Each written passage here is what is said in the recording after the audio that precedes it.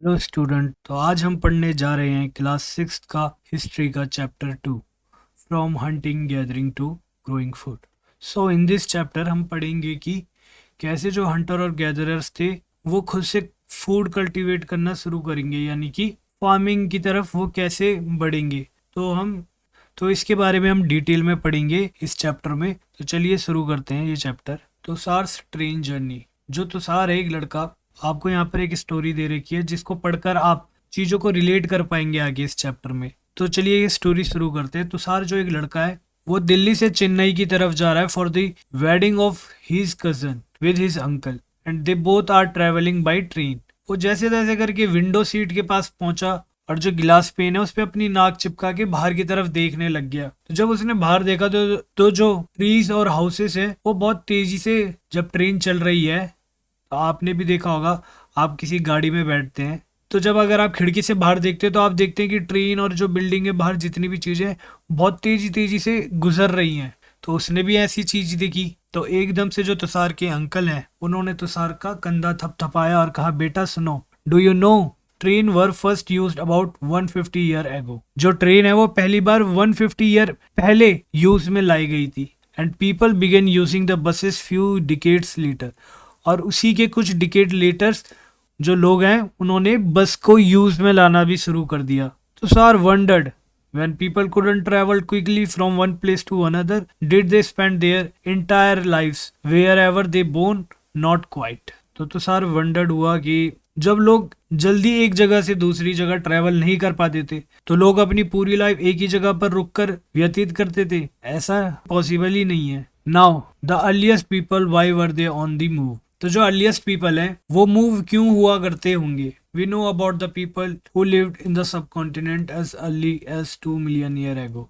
हम जानते हैं कि in the past 2 million year ago जो लोग हैं सब कॉन्टिनेंट्स पे रहा करते थे, जिनको हम हंटर या गैदरर्स कहते हैं। The name comes from the way in which they got their food. तो उनका जो खाना ढूंढने का स्टाइल था, यानी कि जिस तरीके से वो अपने खाने का प्रबंध करते थे उस समय में, उसके अकॉर्डिंग उनको हंटर और गैदरर्स हमने कहा। Because they generally hunted wild animals, caught bird fishes, gather fruit, nuts, seeds, leaves, stalk and eggs। क्योंकि जनरली जो लोग रहा करते थे, जो अर्लीस्ट पीपल थे हंटर और गैदरर्स, वो एनिमल हंट किया करते थे। जैसे विभिन्न प्रकार के एनिमल्स हो गए या फिश हो गए या बर्ड्स हो गए। They gathered fruits, roots, nuts, seeds, leaves, stalk, eggs. इनको वो इकट्ठा भी किया करते थे फॉर द फूड पर्पस।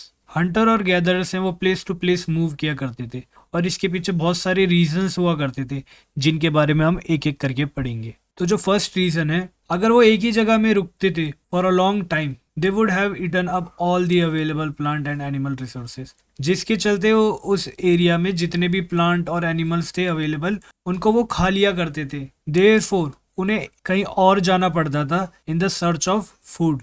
मान लीजिए अगर वो इसी जगह में उन्होंने यहाँ के जितने भी पेड़ पौधों से जितना भी जो फूड है उन्हें प्राप्त हो रहा है वो उन्होंने पूरी तरीके से ख़त्म कर दिया, तो उनको दूसरी जगह शिफ्ट होना पड़ेगा फॉर फूड। क्योंकि यहाँ पर तो उन्होंने बिल्कुल ही ख़त्म कर दिया है फूड, क्योंकि उस टाइम पर तो वो फूड उगाते नहीं थे, यानी कि वो फार्मिंग करते ही नहीं थे। They don't know how to cultivate food और क्रॉप, जिसके कारण उन्हें दूसरी प्लेस पे जाना पड़ता था इन सर्च ऑफ फूड। तो जो सेकंड रीजन है animal move from place to place. तो जो एनिमल्स हैं जिन्हें वो हंट किया करते थे वो भी तो एक जगह से दूसरी जगह जाएंगे। अगर ये लैंड है, यहाँ पर घास है,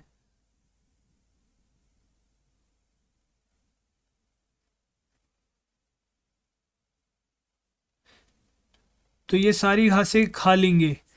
इसके बाद यहाँ पर से घासें खत्म हो जाएंगी तो इनको भी फूड की तलाश में आगे कहीं और ये ट्रैवल करेंगे जहाँ इन्हें पर्याप्त भोजन प्राप्त हो सके। तो जिसके कारण इनके पीछे पीछे जो इनका शिकार करते हैं, जैसे कि लायन हो गए या अदर एनिमल जो इनका शिकार करते हैं, इनका प्रे करते हैं, वो भी इनको फॉलो करेंगे। जैसे कि डियर या wild cattle in search of grass and leaves. और इनके पीछे पीछे जो इनके प्रीडेटर्स हैं वो भी आएंगे और उनको भी फॉलो करते करते कौन आएंगे, हमारे हंटर्स, जो कि उनका शिकार करेंगे। तो जिस वजह से वो भी एक जगह से दूसरी जगह मूव करते थे एनिमल्स के साथ, उनको फॉलो करते करते। तो चलिए चलते हैं दूसरे रीजन की तरफ। The third one, plant and trees bear fruit in different season.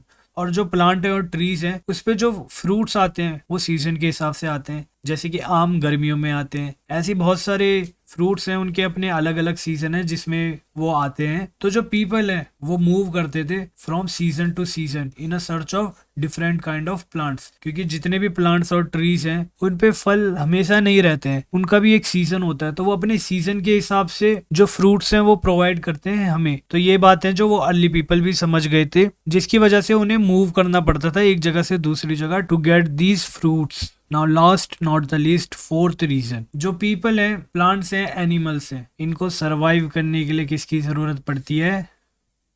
Water की।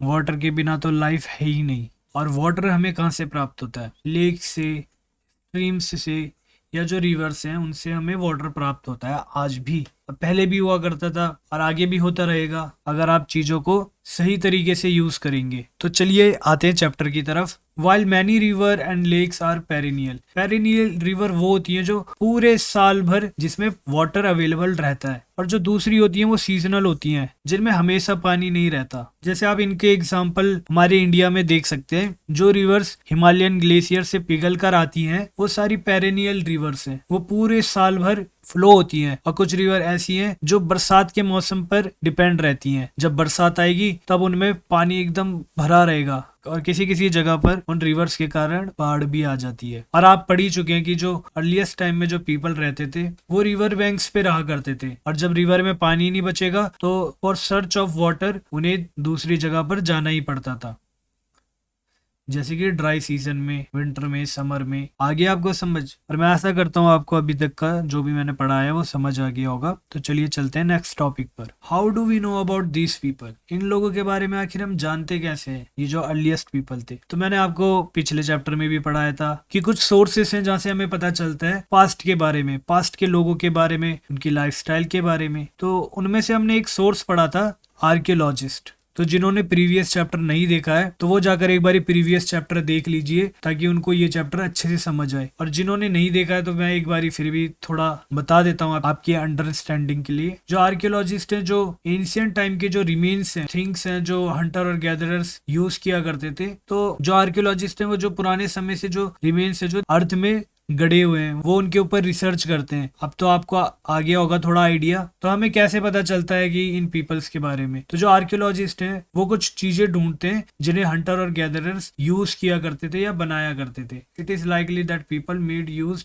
टूल्स ऑफ स्टोन, जैसे कि वो स्टोन टूल्स हो गए या वुड या बोन के बने हुए टूल्स हो गए जिन्हें वो यूज करते थे, जिनमें से जो स्टोन टूल है वो बहुत ही अच्छे से सर्वाइव करता है। तो इसलिए आज भी वो हमें डिफरेंट साइड से प्राप्त होते रहते हैं। Some of these stone tool were use to cut meats. तो ये जो स्टोन टूल्स हैं उनसे वो यूज क्या करते रहे होंगे? बिल्डिंग बना देते थे? नहीं, to cut meat, bone, meat या बोन कट करने के लिए, या जो ट्री है उसकी जो बार्क होती है, बार्क यानी कि जो छाल होती है उसे निकालने के लिए, या एनिमल की जो स्किन है उसको निकालने के लिए, उनके शरीर से उधेड़ने के लिए, टू चॉप फ्रूट, रूट्स। ये सारे कुछ रीजंस हैं जिनके लिए स्टोन टूल्स का यूज किया जाता था। और धीरे धीरे फिर समय के साथ उन्होंने कुछ चीजों को इनहेंस किया। जैसे कि अगर वो कोई स्टोन टूल्स बनाते हैं या किसी भी तरीके का स्पीयर या एरो बनाते हैं फॉर हंटिंग, तो उसके लिए वो हैंडल बनाने के लिए बोन या वुड का हैंडल बनाते थे जिनसे उन्हें टूल्स पकड़ने में आसानी होती थी। और जो अन्य टूल्स हैं उन्हें वुड चॉप करने के लिए भी इस्तेमाल में लाया जाता था, जो फायर वुड पर्पस के लिए भी इस्तेमाल होती थी। और जो वुड्स है उनका हर्ट्स बनाने में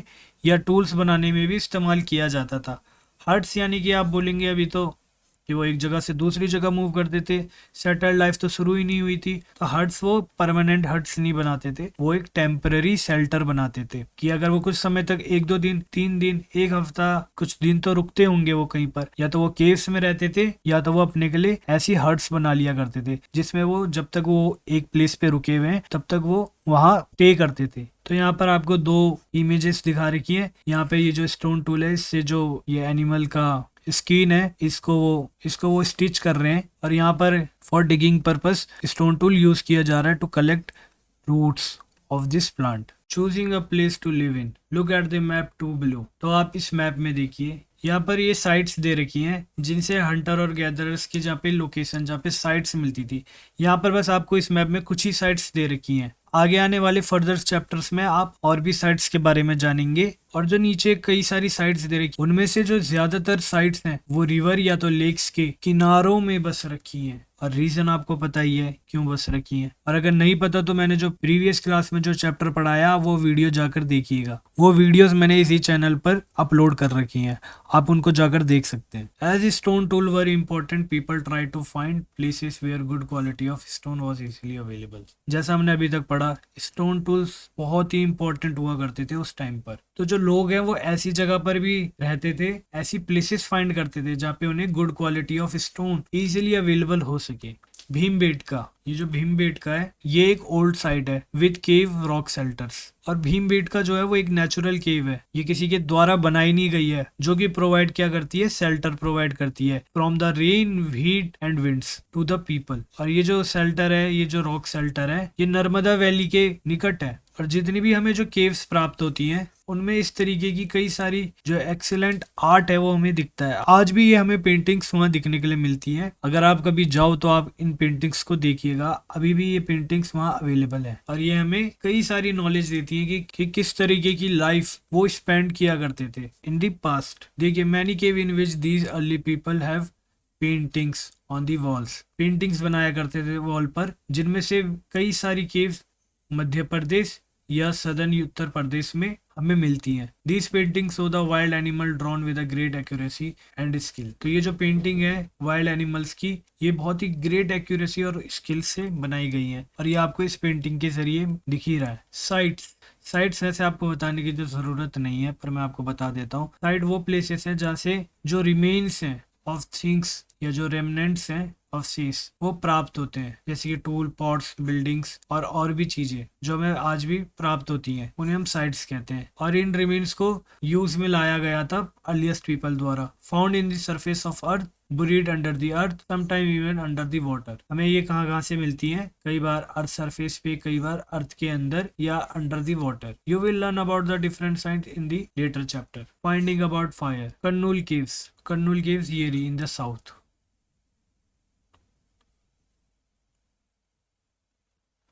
और नीचे कमेंट सेक्शन में बताइएगा कि कर्नूल केव किस स्टेट में स्थित है। कर्नूल केव से हमें कई एविडेंसेस मिले हैं एसिस के, जिससे हमें पता चलता है जो अर्लीस्ट पीपल है वो यूज ऑफ फायर से फेमिलियर थे। और फायर उस समय पे यूज की जाती होगी as a source of light, to roast meat भुनने के लिए, या एनिमल्स को दूर रखने के लिए। आप अभी भी कई बार कोई चैनल देखते होंगे, डिस्कवरी देखते होंगे, या कहीं और भी आपने देखा होगा कि जो कैंपर्स होते हैं अगर वो कहीं रुकते हैं तो वहां पर वो आग जलाकर रखते हैं अपने कैंप के पास, एनिमल्स को दूर रखने के लिए। हम आज भी फायर का क्या इस्तेमाल करते हैं? इस क्वेश्चन को आप एक बार खुद से ट्राई करने की कोशिश करिएगा। नेम्स एंड डेट्स, जो आर्कियोलॉजिस्ट हैं, जो पास्ट का टाइम है जिसे हम पढ़ रहे हैं, उन्होंने उन्हें कई लेंदी नाम दिए हैं। तो जो अर्लीस्ट पीरियड है, आर्कियोलॉजिस्ट ने उसे पैलियोलिथिक नाम दिया है। तो ये जो वर्ड है ये 2 ग्रीक वर्ड से मिलकर बनता है पैलियो का मतलब होता है ओल्ड, और लिथोस का मतलब होता है स्टोन। तो इन दोनों को मिलाकर क्या हुआ है? Old stone age.